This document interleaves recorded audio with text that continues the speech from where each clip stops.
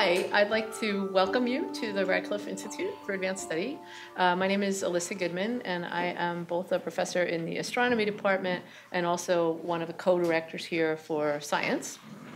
And I have had the privilege of inviting a number of young scholars to come here to Harvard, young researchers to come here to Harvard, to talk about a field that I think many of you know is extremely popular these days, and that field has come to be known as data science. And I want to tell you that the change in the world's attitudes toward this kind of work have changed so much that about 7 years ago, some friends of mine and I were on the inaugural version of something at the National Academies that's called the Board on Research Data and Information. And in that board, where we were talking amongst librarians, so information scientists, computer scientists, other scientists, and these are, put it this way, I was the youngest person on the committee, okay? So just, you got the picture? Okay, so anyway, so among this group of people, the words data scientist came up when people said, well, what should we call people who are dealing with these mountains of data and diverse data sets and trying to, learn new things about the world, but they're not exactly just your usual straightforward academic whose values are only publishing tons of papers, but they really want to share code and share data and make it possible for other people to learn from the data. And somebody said, well, what about just data scientists? And most of the people in the room said, what's a data scientist? That's not a thing. Like, what is that? And I was sitting there going, I don't know, I think that's a thing. I think that's, I know a lot of people who do that. And I think, oh, maybe I do that. And, we should have that. And that was literally 7 years ago.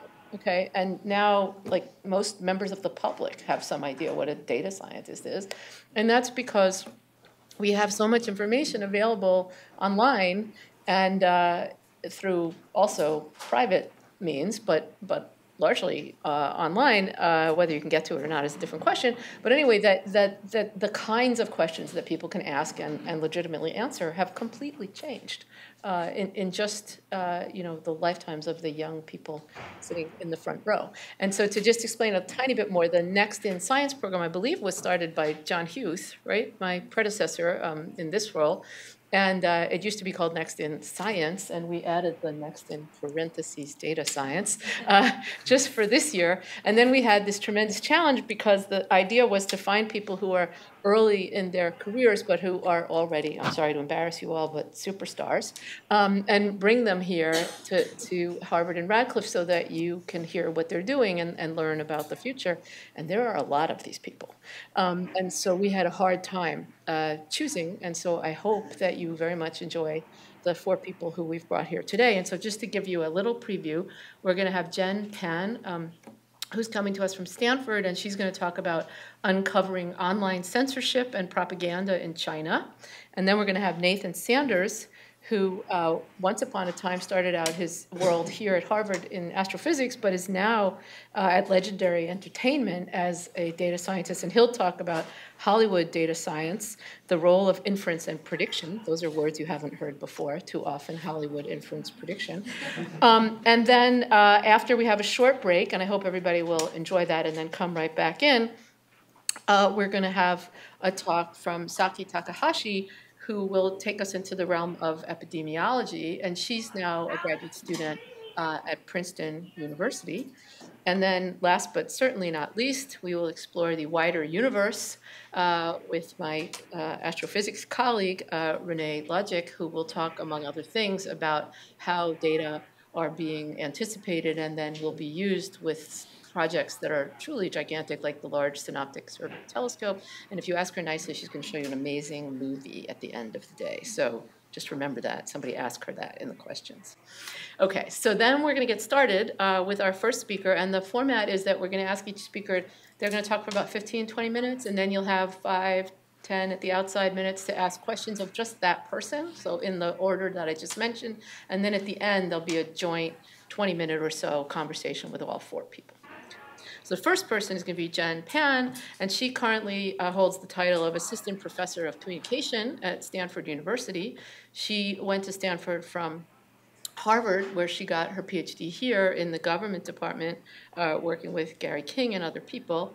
And before that, she did get her undergraduate degree from Princeton, but then she had an interesting time. Or maybe it was interesting, I don't know. You can tell us, as a consultant at McKinsey in New York and Beijing. And so I personally am very curious how that ties into graduate school and now professorship. And she's also worked for the Chinese Center for Diabetes Control and the Clinton Foundation HIV/AIDS initiative.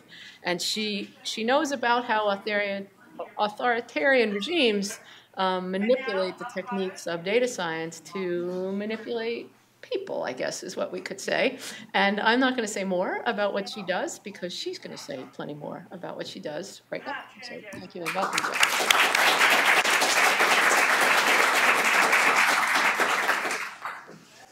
Thank you so much for having me. It's great to be here. Can everyone hear me from the back? It's all good? Okay, awesome. So today I'm going to talk to you about online censorship and propaganda in China. When we think about the Chinese government and what it does to control information, this is a program that's obviously designed to suppress, to distort, to manipulate, and to control information. But paradoxically, it could actually reveal something to us about the intentions and goals of this opaque regime when we collect this data at scale and when we observe this data at scale. And so this is where data science comes in. And I feel like the term data science, sometimes we use data science, sometimes I use computational social science, machine learning. What we mean is using tools to analyze large-scale data, or at least that's what I'm talking about.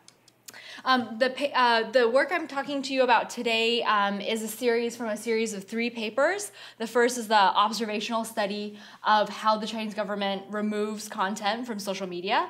The second is an experiment that establishes a causal linkage between what people post and what's removed. And the third is a paper that's looking at online propaganda. And what I mean by that is how the government fabricates social media content as if it were the opinions of ordinary people. Starting with online censorship, there are kind of rumors of as many as 200,000 workers in China working for firms like Tencent, Alibaba, Sina, whose whole jobs is to censor and remove content. A lot of the work is manual, aided by technology, but there's, at least the perception is, or belief that there is a human oversight into what is or is not removed. And there's some who think that maybe China's efforts to censor represents the largest selective suppression of human expression in recorded history. So that sounds really big, but at the same time, we have more and more data recorded about our lives now than ever before. How we study censorship is we gathered millions of social media posts the instant they appeared, so before the government and these social media sites could censor them, from a lot of different social media sites. And then we went back carefully to each of these posts later on to see if it was censored. And we did this in an automated fashion. And censorship is very clear. You see these sorts of messages that say, sorry, the host you are looking for does not exist, has been deleted, or is being investigated. Or this is a good one, which is like, the page you requested is not here, but why don't you go look at something else instead? So we were clearly able to detect censorship. And what we came across when we looked at the previous research on what we thought about censorship in China is that the belief was that China would censor everything that was bad for the government, bad for the state, bad for the regime. That could be criticism, that could be things about protest or collective action. What we find is that this is not the case. China censors something much more narrow and specific, which is just about censoring to stop collective action. When I use the term collective action, I mean people getting together in the real world to do something. A lot of times this is protesting against the government, but it doesn't always have to be. And at the same time, while censorship is focused on stopping collective action, there's a lot of criticism that still flourishes online. When we talk about social media in China as well as other places, we usually talk about burstiness. So certain things will trend at certain points in time. But what also is interesting in the Chinese case is that censorship is also bursty. So in this plot, the x-axis is a 6-month time frame. The y-axis is a sample of count of posts. So in the gray are just number of posts by day over the 6-month period. In red are all of the posts that are deleted. And what you can see is that everything here is about a city in southern China called Zhengcheng, known for its lychees and textile manufacturing. In June of this particular year, there was a large-scale migrant worker protest. There was a corresponding burst of discussion online about the city because of the protests, and there's also this burst in censorship. So the unit that we're interested in is not topics or not posts. It's these bursts of discussion because the censorship is happening in these bursts. So some bursts are censored, but not all bursts are censored. This is the same type of plot, 6-month time period, count on the y-axis. But everyone here is talking about power prices. In this particular time frame, there was a heat wave. At the same time, the government increased power prices. So there are a lot of people complaining online about this, and that's the burst you see here. But you don't see a corresponding burst in censorship. So our hypothesis going in is that the Chinese government is censoring all the posts in these volume bursts associated with events with collective action potential. It doesn't really matter what the post is saying. It matters what the overall discussion is about. And we test this with in a couple of different ways. So one test we do is to look at what are the events precipitating these bursts, and then to categorize these events into news, policy, collective action, and others. And we create a measure, something we call censorship magnitude. This is the intensity of censorship in these bursts as opposed to outside.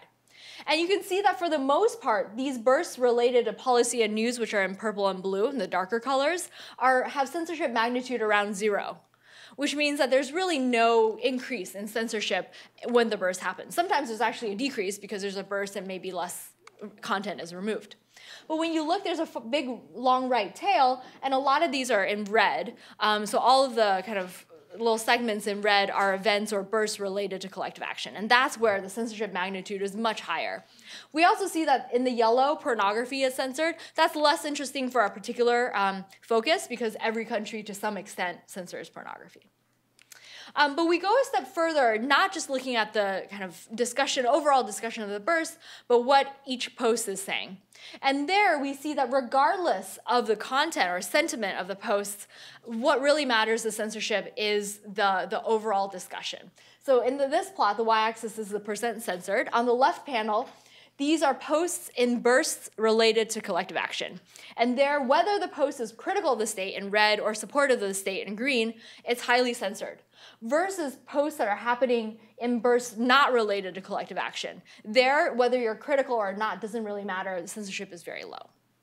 So censorship, or this removing of content, seems really focused on collective action. What happens with online propaganda? We could think of propaganda as kind of reverse censorship. Instead of taking away, we're adding information.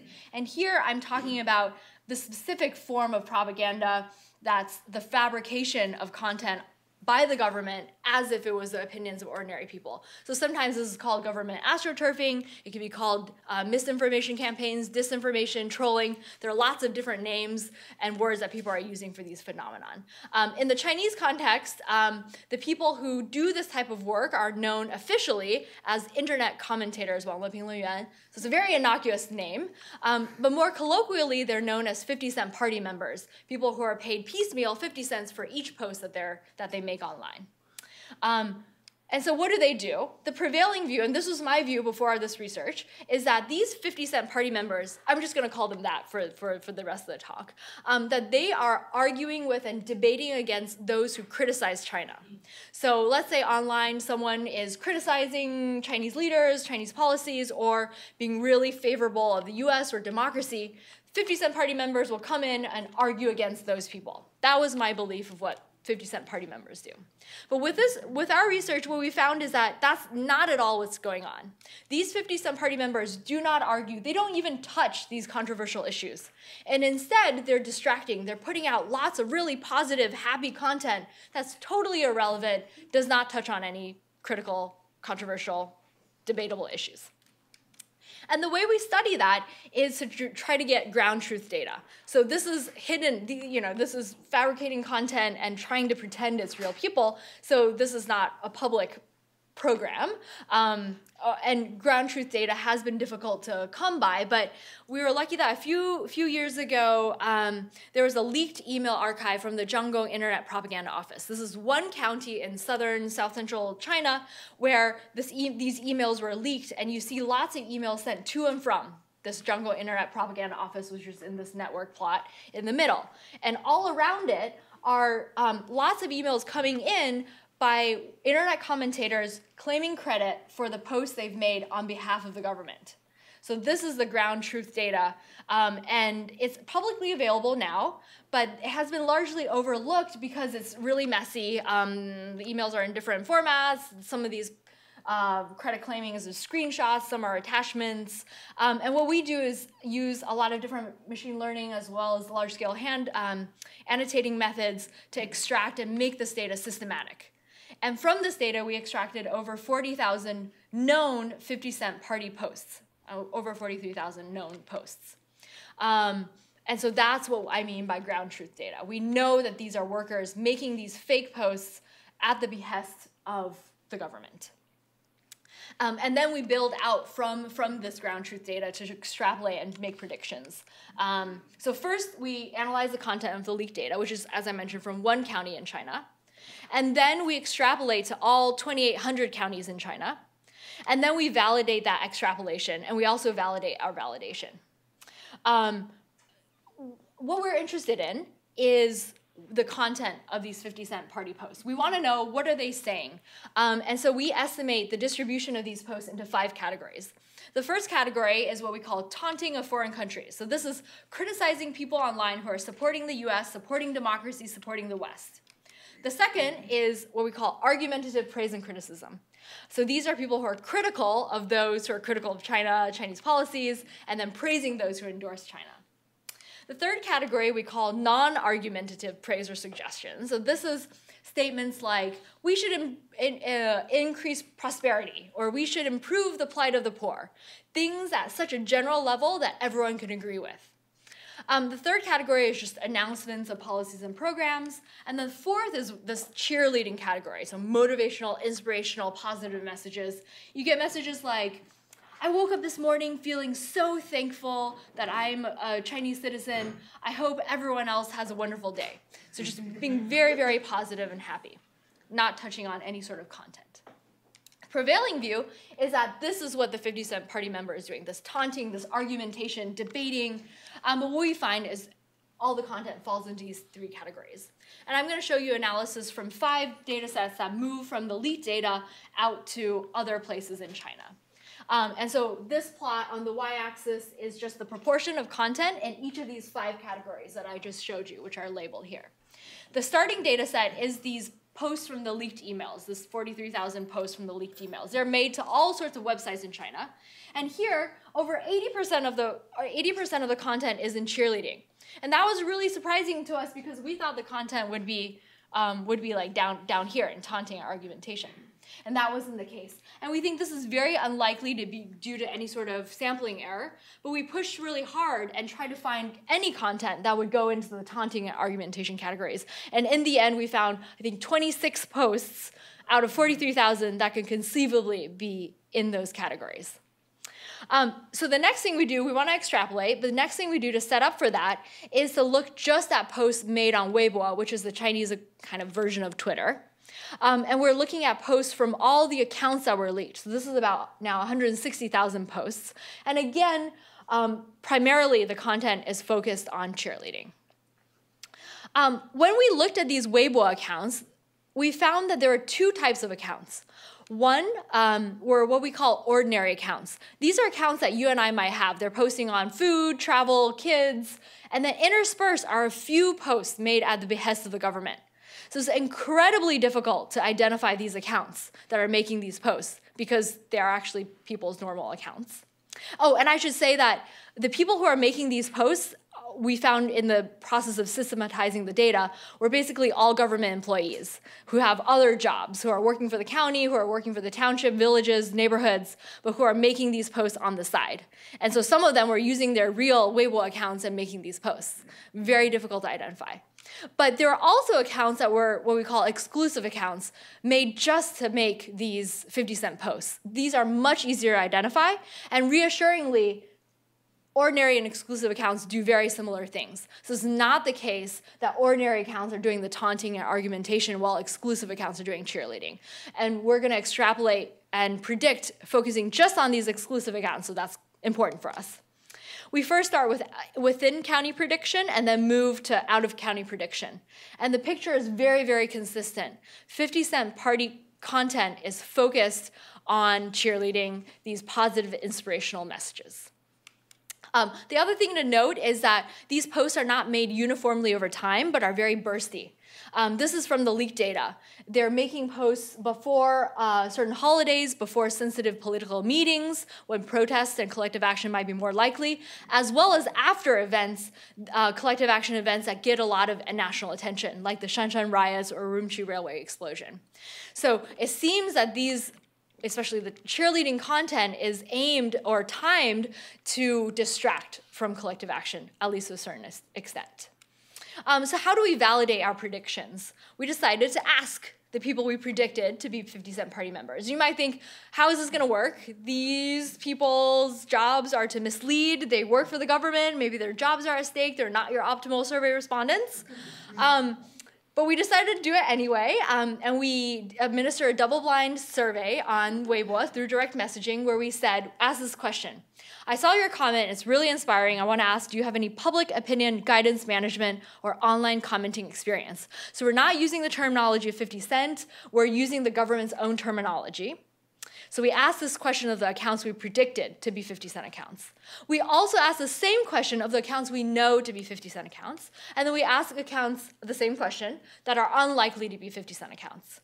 And we find that in the predicted accounts, 59% say yes, they do have this experience and training. In the known accounts, 57% say yes, and in the accounts unlikely to be 50-cent from our method, only 19% say yes. And the difference between the first two, the predicted and the known, there's no statistically significant difference between that response rate. So the prediction, asking the predicted accounts, that's our validation, and then asking the known and unlikely accounts is our validation of the validation. Okay, so altogether, China's strategy in censorship and propaganda can be reduced to two very simple rules. The first is do not engage on controversial issues. Don't censor criticism, don't argue against critics, don't touch kind of people's real opinions and thoughts about policies, the leaders, and the state. And the second is to stop collective action. So censor discussions of collective action that are going on online, and then try to distract with this cheerleading positive content after collective action happens or before time periods when collective action might happen.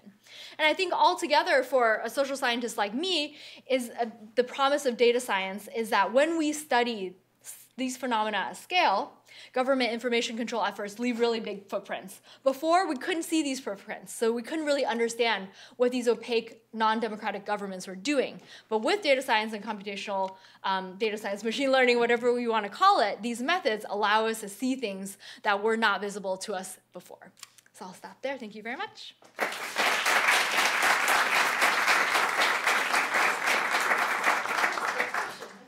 Of course. Yes, questions. Yes. So, take questions. Go ahead.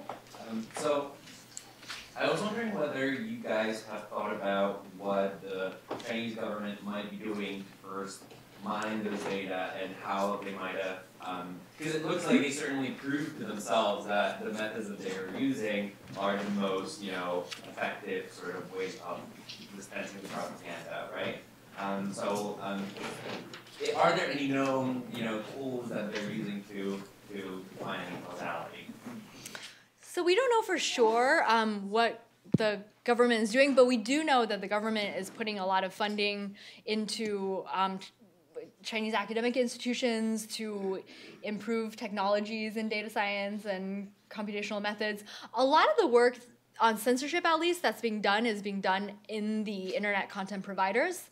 So they're the ones who are developing technologies and paying for censorship. But on the propaganda side of things, there likely are studies within the Chinese regime of how effective these strategies are. But I think at the same time, one thing to keep in mind is that is not to forget the politics. So I'm coming from a political science background, not to forget the politics within the government, that there are bureaucracies. The propaganda department has been in charge of propaganda for decades. And so they have established ways of doing things, and they're encountering these new technologies. So it's not entirely clear that even if there are effectiveness studies, what that means in terms of changing their behavior.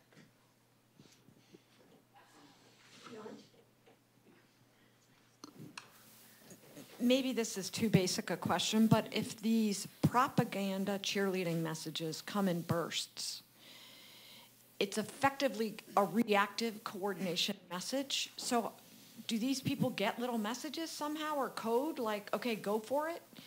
I mean, how is it such a coordinated burst? Yeah, so you actually, so in the email archives, you also see outgoing messages from that county propaganda department saying, okay, now it's time. So in one of the bursts, which was after a kind of protest in Western China, you see at 5 p.m. an email go out, and then at 8 p.m. you see hundreds of people reporting back of the posts they've made. So that's how the coordination is happening. So I wondered how you define the messenger. It's being recorded on video, and the microphone is for the video. So I wondered how you defined which messages had content about collective action, and do you think your definition is the same as the Chinese government would have? So on the censorship side, right? Yes. Yeah. So we have a pretty narrow definition, which is people talking about real-world collective action events. So we're not including online mobilization. It's people talking about other people who are in the real world doing things together. So it's a pretty narrow definition.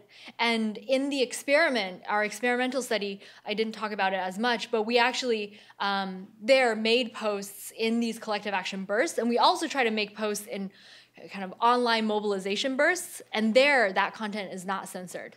So it seems that it's really about offline, people doing things in the real world together that triggers the censorship online. Yeah. Sorry, in the very back row, you had your hand up for a long time. Sorry. Okay, thank you. I think this phenomenon can be explained in China. It's very normal in China, I think, because Chinese government want young people, youth people, most people to do economy and technology, but not politics. This is not related to democracy, I think. This is very different from America. Yeah. And so in China, the organization, the collective actions are designed by the government. Yeah, there are many different collective actions, but all these actions are designed by the government. So if you want to take collective actions, you can participate in the designed organizations. So if you do not want to do collective, do not want to participate in these designed organizations, you can participate in economy, in technology. So I think so. Thank you. Yeah, no, I think that's right. And there's folks here at Harvard who are studying kind of state-led mobilization as a way of diverting people's attention. But I think at the same time, there are lots of collective action events happening in China. So I have a new project which is trying to identify collective action events through social media data. And we are finding dozens of protests every day just through social media data, which has its own biases.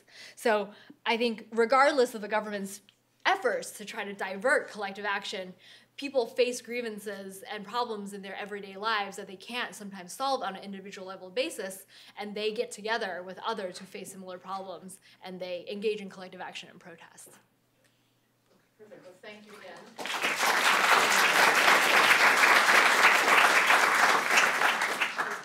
Again, and for those of you who just came in, we're going to have another speaker now, who I'll introduce in a second, and then we'll have a break, and then we'll have our two speakers afterwards, and we're hoping everybody comes back and joins us. So that was terrific, and we will now move from online censorship to the movies. But let me tell you a little bit about Nathan Sanders, who's our next speaker. He's currently the Senior Director of Quantitative Analytics at Legendary Pictures, which I'm betting is a post that did not exist a decade ago.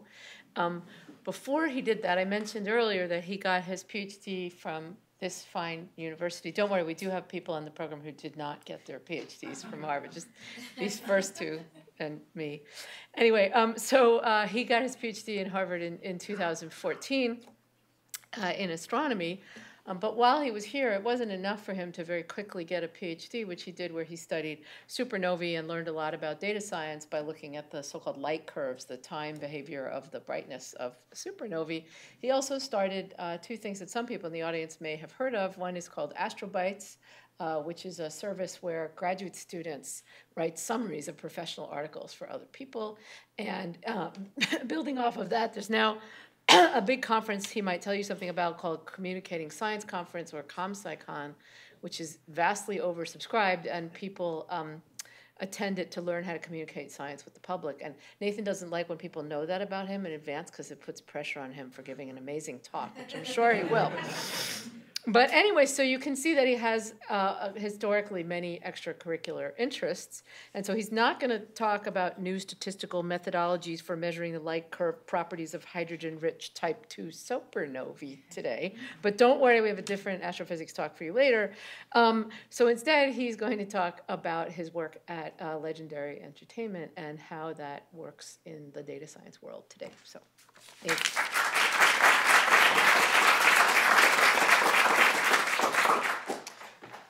Well, we're getting set up. Thank you so much, Alyssa, and thank you to everybody at Radcliffe for convening this amazing forum. It's such a pleasure to be able to join you and to share some of my own experiences.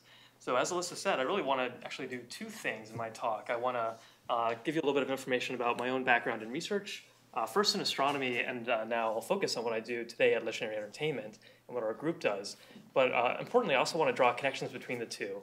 I want to make it really clear how data science in industry and in academia are really codependent. So that'll be my goal.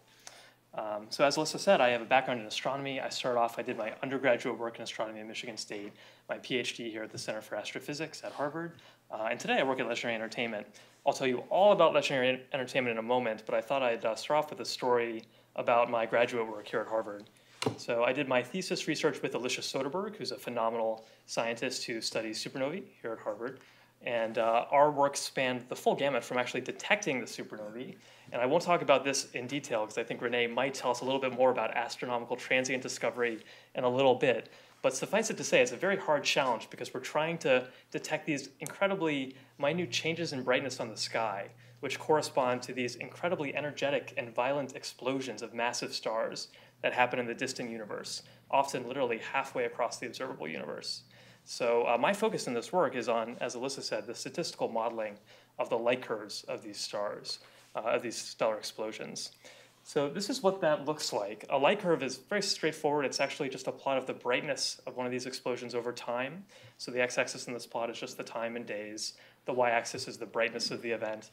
Don't worry about the crazy unit systems that astronomers use. Don't worry really about the details of this plot. What I wanted to show you is how messy this data is, to be very frank. So we're trying to observe these incredibly faint objects in the distant universe. And as a result, there's at least two big challenges that we face. One is that each individual observation is noisy. And two, we don't get as complete a data set as we'd like to have. We only really get a few observations of each exploding star and just the few weeks that it's bright on the sky before it fades into obscurity.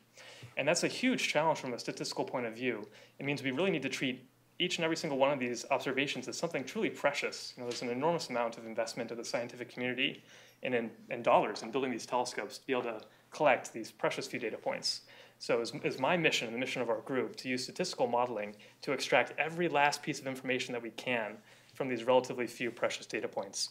And what we do with that is understand the physics of supernova explosions. So we relate the observational parameters that we measure from these limited observations of these explosions. So for example, on the x-axis here, the total duration of the event, how long it stays bright in the sky. On the y-axis, how bright it is. We relate those observational parameters to the theoretical parameters of different types of stars and the explosions they produce. So other astronomers actually explode stars in computers, and they figure out what the light curve properties would look like. And by comparing these two things together, we can make inferences about what the actual parameters of the stars that we watched explode were, like how massive they are and what their chemical composition was. So that's a brief tour of my work in astronomy. I'm going to try to tie that back to the work that we do today at Legendary Entertainment. So most people that I talk to don't actually know our brand name Legendary, but almost everyone I talk to has seen at least one of our movies. So Legendary is probably best known for the Dark Knight trilogy of Batman films, the Christopher Nolan trilogy. We've made a bunch of Christopher Nolan's other films as well, like Interstellar and Inception. More recently, we've made the Godzilla reboot in 2014, the Warcraft movie based on the video game, the recent Kong Skull Island movie. And right now, in theaters today, you can go see Pacific Rim Uprising. So if anyone leaves during my talk, I'll know it's because you're rushing out to see Pacific Rim. And I won't mind at all, that'd be fine. So Legendary we are best known as a film studio, but we also produce TV shows, we make comic books, we produce digital content and online media. Legendary is really an entertainment conglomerate. And we are headquartered in Hollywood, and we're a little bit of an unusual company by Hollywood standards. We're quite young. Legendary's been around for less than 2 decades. And in that time, we've been very successful. We've had more than $12 billion in total global box office gross. We also have an office in Beijing, and we have an applied analytics group, which is where I and my colleagues work here in Boston. So our applied analytics group really has 2 missions. The first is to radically increase the efficiency of marketing in Hollywood, to make every dollar that we spend to entice people to go to the movies and to see our films, to make that spend as effective and as efficient as possible. And secondly, to support and inform the creative process, the work that the incredible creative talent that we have in our office in Hollywood, the work that those people are doing to put the amazing concepts that they have in the best possible position to succeed in the marketplace. So for me, the most exciting part about working at Legendary is that we have just a phenomenal team of scientists working here in Boston. So I just wanted to flash up for you the faces of the folks in our quantitative team. And since we're here at Radcliffe, I wanted to highlight that we have lots of Harvard connections. So perhaps many of you will recognize some of the faces here. And so I won't introduce you to everybody here, but I wanted to point out a couple of examples. We have lots of people like myself that have physical or computational science backgrounds, including one face, Jonathan Foster, who among many other things he's notable for, including just being a tremendous researcher, is a fellow alum of the astronomy program here and one of Alyssa's former students. So thank you very much, Alyssa. And another category of scientists that we have working with us are amazing social scientists. So I thought I'd point out Phoebe Wong, whose photo is on the bottom there and is also in the audience today. And Phoebe is an analyst on our primary research team, doing human subjects research at Legendary, and also a data scientist. Okay. So I want to make this connection now between the type of data science that we do at Legendary and the type of data science that's applied in academic research throughout many fields of science. And I want to do that through this lens that I think of this through, which is this duality between inference and prediction. So the first thing I'm going to do is make very explicit what I mean by those terms. And I'll do that by introducing this very generic concept of what is a mathematical model or statistical model. So any statistical model has a few fundamental components. There's some set of input data that is fed into the model, indicators that can be used to predict other things. There are some outputs from the model, outcome data that we want to understand and model. The way the model goes from X to Y is by making predictions, by taking the input data and transforming it into an estimate for the outcome Y. And the goal of the model is really to do as good a job as possible at making the predictions match the actual outcome data that's used to train the model. And then importantly, there's a set of parameters in the model that we'll call beta. And these parameters are really how the model makes predictions. And it's learning the values of these parameters in the fitting process that allows us to learn about the actual mechanisms that we're trying to model and study. And finally, there's prediction error in the model. There's some uncertainty associated with it as well. So the next thing I'm going to say is entirely obvious, but I'm going to say it anyway, which is that there's an aspect of this modeling process that is critical in both science and in industry, and that's prediction. So the predictive aspect of statistical models, of course, is fundamental to how data science is integrated into business. So I'll give you a few examples of how this particular aspect of the model, prediction, is very important. So in science, for example, if you're very interested in exploding stars and you've observed a supernovae over the past few nights and you want to know what it's going to do in the future, you might make a prediction of the brightness of that exploding star tonight. What's it going to look like if I try and observe it tonight? And in industry, particularly in our industry, we're interested in people's movie-going behaviors and we want to know whether or not they might buy a ticket. So if there's somebody that we have some information about, like Alyssa, we might ask a question, like, is she going to go see our movie? No, I'm taking you to dinner. I predict with 100% confidence that Alyssa will see Pacific Rim Uprising before it leaves theaters. We'll see if that's true. Okay, so of course we apply predictive modeling all over the place in our work at Legendary. I don't want to give you an exhaustive survey of the broad set of research that all the scientists that I showed you on the earlier slide are doing, but I'll just give you a scattering of examples in different categories. So one big category of work that we do is in network analysis, using social media graph data, the connections between people online, to understand what people's interests are, to look at who people are connected to, what influencers or celebrities they follow, to get an understanding of what type of content they're being interested in, what type of movies they may want to see. Secondly, we do a lot of work in image recognition, using exciting, relatively new deep learning models like convolutional neural network models to take in images as data, to actually work directly on pixel data and make predictions about what those images mean and what it means for someone to have shared them. So in particular, in our industry, we're very interested in people's response to visual media. If we send a creative message out as an advertisement, what will people respond to, and what types of people will respond to each type of message? So for example, for marketing our Kong movie, what type of person is going to be interested in seeing Kong himself, the actual sort of monster in the film, versus other aspects of the imagery in the film? And one more category of examples is in natural language processing, building models that actually understand text as people write text and share messages with each other online to understand what those individuals are actually trying to express to their friends and to others. So we use a variety of approaches for this. The example I'm showing you is using something called a hierarchical attention network. This is a type of model that understands not only what it means to use a particular word, but also the context in which words are used together to form sentences, and very importantly, what to pay attention to, literally to attend to, within a sentence. What words carry the most meaning when someone composes a message. And among other things, we use this type of model to predict the emotions that people are trying to express when they share messages online. So I'm sure none of this is a huge surprise that companies are interested in using predictive modeling for purposes like these, but I actually have a concern about how data science is often projected and spoken about in industry, which is that I think sometimes there's actually an over-interest in or over-reliance on this concept of prediction. So I think sometimes machine learning is spoken of as synonymous with prediction.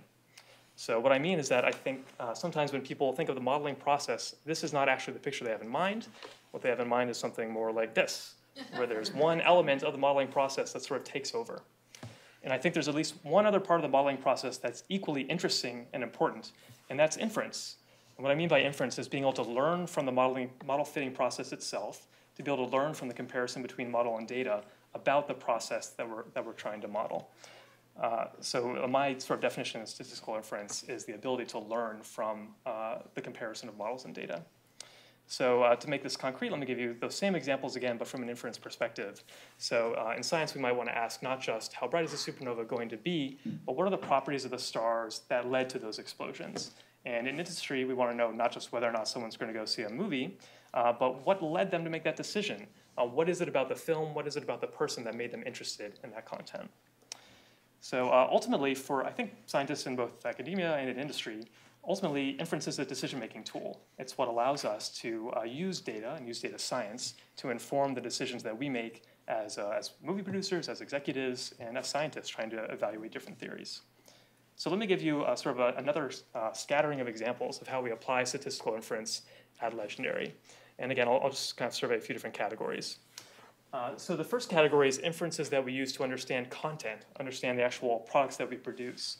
And this is another area where natural language processing is very valuable to us. So we'll look at the textual descriptions that we have of our films that are generated by users, consumers who are discussing them online, or even generated by our own creative team. And among other things, we use a type of model called a partially labeled latent Dirichlet allocation model. This is a model that can take a large stream of text and decompose it into fundamental elements. And we use this to really understand what are the themes that are present within different movies. This allows us to statistically compare movies to each other, understand how they're similar and how they're different from each other. And also, it's useful for making predictions. We can use those same inferences about thematic content to anticipate what types of themes are going to be popular and what types of people they're going to appeal to. We also use inference to understand market behaviors at large. So I'll tie this back specifically to the problem that I described of having this messy and relatively sparse data and observing supernovae. Actually, in a lot of ways, Hollywood's very similar. So if you look at any particular genre, there's typically only a few major film releases in that genre per year. And just like those observations of the supernova explosion, every time another studio releases a film, that's a precious opportunity for us to learn about how the market is responding to that type of product. So we invest a lot of time in building models that are sensitive enough and have a detailed enough accounting of uncertainty so that we can learn as much as possible from these relatively infrequent events. And finally, we sort of another category is doing inference on individual consumer behavior. So this is our tie back to Alyssa and her decision to go see Pacific Rim that she's going to do. And the way we know she's going to do that is that we look at data from consumers that have we have information about. We know some of their interests and their demographic attributes, and we know what messages that they've been exposed to, what advertisements they've received for different films over time. And we compare that to their eventual decision to go see a film or not, and we learn from that comparison what are the attributes and what are the messaging techniques that actually influence people to change and be persuaded in their opinion to go see a film. Okay. The last aspect of this I want to talk about is one more fundamental difference that I see between prediction in general and inference in general, which is that prediction can be automated directly into business processes. So of course we can build algorithms that directly operate on the output of a predictive model without necessarily having any human involvement, without having a person actually looking at the output of that model. But in my view, inference is fundamentally different from that. So in my view, to actually extract value from inference, to benefit from statistical inference, we need to have people in the loop, people who are actually looking at models, interpreting them, and communicating those results to other people who are going to be involved in making decisions based on that data. So for me, this has profound implications for how we prepare scientists to do this type of work, frankly, whether it's in academic research or in industry. So for me, the two big implications are, one, what we need to prepare scientists to do, and in my mind, the critical aspect of this is the communication part. So this is the way I always sort of make the argument for why communication is a critical and fundamental skill for scientists. And it's that you can do the most amazing research imaginable. It can be absolutely groundbreaking. It can be rigorous, sophisticated. It can be perfect. But if you can't successfully persuade someone to pay attention to what you're doing, to be interested in it, and to have faith that what you're doing is correct, then it may as well not have happened. Your work will have no impact in the world. That's why I think communication is critical. And the next question is, at what step in a scientist's life cycle should we focus on building these skills? And in my mind, there's an obvious answer to that too, which is that I think it has to be at the graduate student level. And I think there's two reasons for this. One is that if you ask the question of who does science, if you look at academia and say who's the one doing the work, it's graduate students. So graduate students in general in the US in different STEM fields outnumber postdocs, they outnumber faculty by nearly 10 to 1. Graduate students are really the broad base of our enterprise of scientific research. And secondly, graduate students, of course, have many different career paths. Some of them go on into research and academia, some of them go on to industry, and many other paths. So if we want all scientists, no matter where they're working, to have this kind of preparation and be equipped to communicate the results of their work, I think we have to target graduate students. So the last thing I'll say is that I'm really proud to have been part of a group of graduate students here at Harvard in 2012 who founded a program that's designed to equip graduate students with these skills and empower them to take leadership roles in how science is communicated to the public. And that's an organization called ComSciCon, the Communicating Science Conference Series that Alyssa kindly alluded to earlier. We also are fortunate to have one of the leaders of ComSciCon in the audience, Ben Cook, who's an astronomy graduate student here and leads ComSciCon's local organizing committee. And ComSciCon really does two things today. We have a national workshop on leadership and science communication for graduate students, and we have a network of ComSciCon franchises operated by our student alums throughout the country who are spreading the work that we do even further. And if you're interested, like me, in how scientists are prepared to communicate with the public, and if you're interested in supporting graduate students in doing this work, please check out comscicon.com, and please feel free to ask me questions about it as well. Thank you.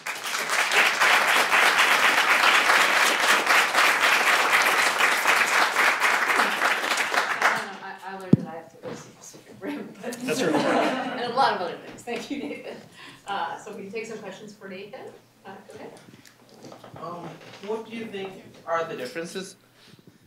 What do you think are the differences between like being a data scientist at a non-tech company like Legendary versus being a data scientist at a tech company like Facebook and Google, and why did you choose the former? Oh, that's a very interesting question. I'll tell you what made me really excited to join the team at Legendary, and that's the opportunity to work in a domain that traditionally hasn't hired people with backgrounds like mine and maybe yours, to work in a space that's sort of a green field for data science and for scientific research in general. I think really that's what all scientists are looking for, no matter what domain they're in. A lot of science is, by necessity, incremental. It's building upon something someone else has done, and that's critical to the field, and it's really exciting to do. But I think scientists are most excited when they get the opportunity to build something new, create new capabilities, identify and think about problems that people haven't thought about before. And for our team at Legendary, we have the opportunity to do that every day just because there's not sort of a legacy of quantitative scientists working in our field.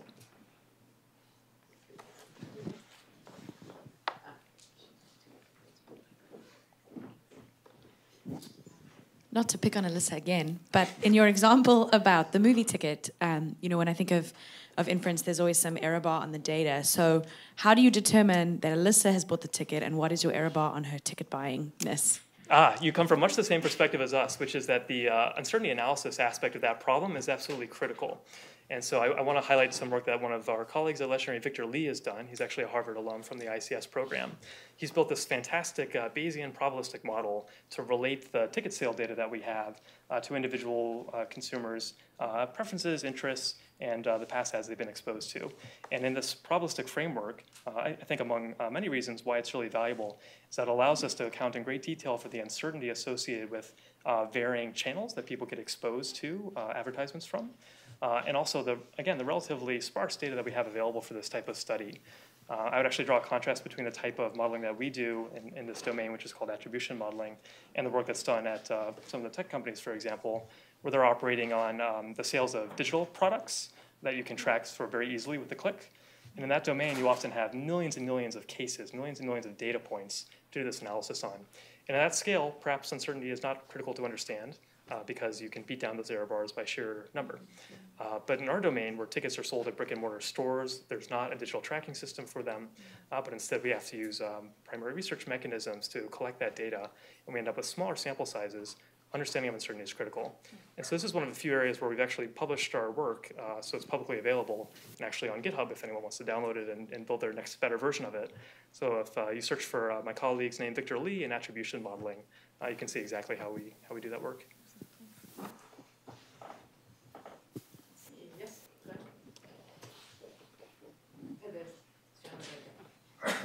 Thank you very much for a fascinating talk. What kind of measures, you must have measures of effectiveness of these new techniques. Effectiveness, sure. Yeah, one of the challenges that we face is that, again, Hollywood is an industry where there's relatively few product releases per year. And of course, every one is absolutely critical to each production studio. So we don't have the ability that you do in some other industrial domains to what's often called A/B test to release a product in different circumstances and measure which one the performance is higher in. So we actually have to use predictive and inferential methods even to understand the effectiveness of our other predictive and inferential methods. So a lot of the work that we do is in building models that predict what the outcome of film releases in general will be, so that we can understand, first of all, what is the optimal strategy for us when we're releasing our film? And second of all, what would the performance of our release had been had we made different decisions before it actually came out? And by measuring the difference between that prediction and the actual outcome, that's one of the ways that we can determine our efficacy. I'll take one more question. Sorry. Anybody who didn't get to ask her question, don't forget that there's a larger question session at the end, and we're going to have a coffee break where you're welcome. Hi. I just wanted to ask about kind of where you get your social data from. So, now we're living in the post-Cambridge Analytica world. I feel like it's good that we understand how firms like you are collecting that kind of data. I understand how you get your other data, but in regard to the network relationships between people and the messages they're sending between each other. A very astute question, and did not escape my notice, I'm sure none of yours as well, that Mark Zuckerberg's actually testifying right now in Congress about some of these issues. And I want to say two things about that. One is that I'm personally, and I think everyone who's an advertiser, is actually really glad that this conversation is happening, and that there's going to be a public examination of the processes by which targeted marketing happens today. Because especially for consumer-oriented brands like ours, like for movie producers, the relationship that we have with consumers and the trust in that relationship is critical. If we have a brand name that's tarnished by advertising practices that people are uncomfortable with, then people aren't going to want to see our movies or buy other products from other advertisers. And so it's really critical that we identify where the right boundaries are in protecting privacy and in offering services like Facebook. So I hope that this conversation that's happening now is really productive.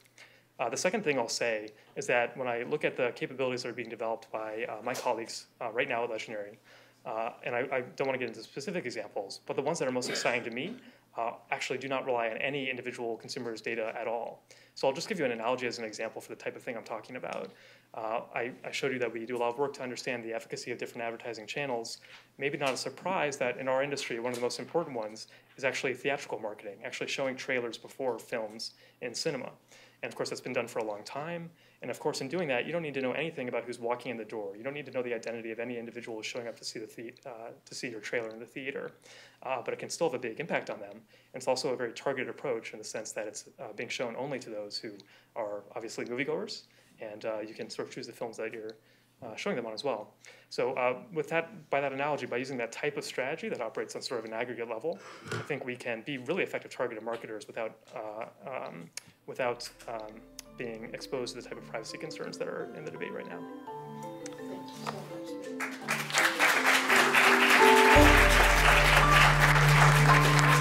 I still think there's some uncertainty on that Pacific Rim issue.